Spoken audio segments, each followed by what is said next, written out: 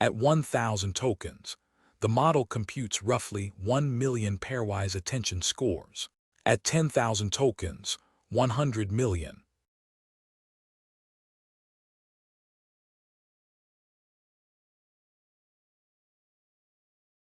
Push to 100,000 tokens, which is where a real coding agent sits after 30 turns of work, and the attention surface hits 10 billion pairwise scores. Per layer, a model with 100 layers computes 1 trillion attention scores per forward pass at that context length.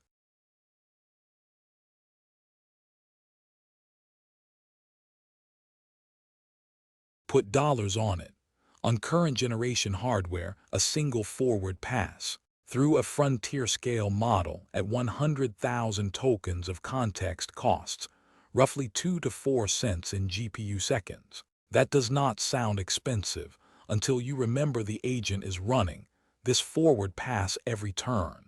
30 turns cost 60 cents to $1.20 just in attention.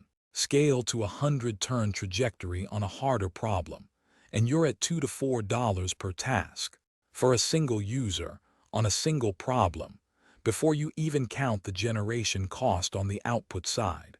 Now multiply by the number of users, the number of concurrent tasks, the number of retries. The quadratic curve does not bend, it steepens.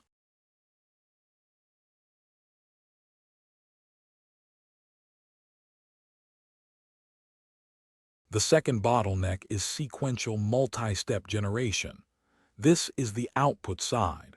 Unlike a chatbot that returns a few hundred tokens, an agent generates enormous volumes of output per trajectory.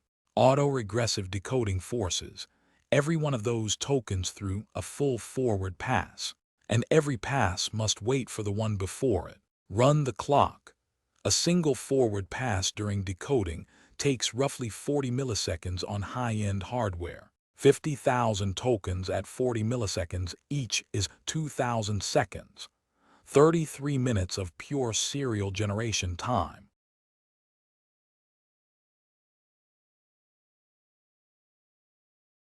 A chatbot that returns 300 tokens finishes, generating in 12 seconds.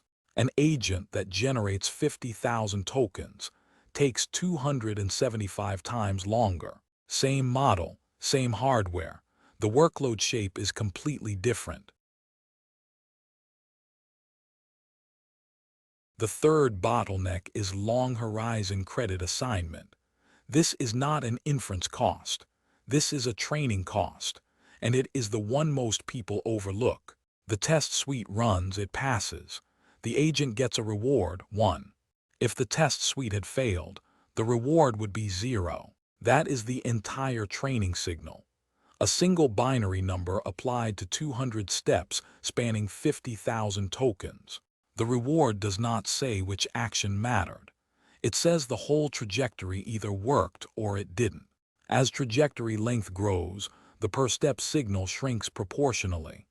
At 200 steps, each step gets 0.5% of the credit. The training signal doesn't degrade gracefully.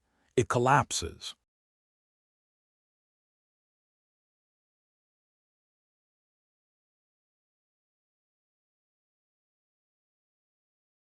These three problems are not independent. They compound. And the compounding has a specific shape. Think of it as a flywheel running in reverse.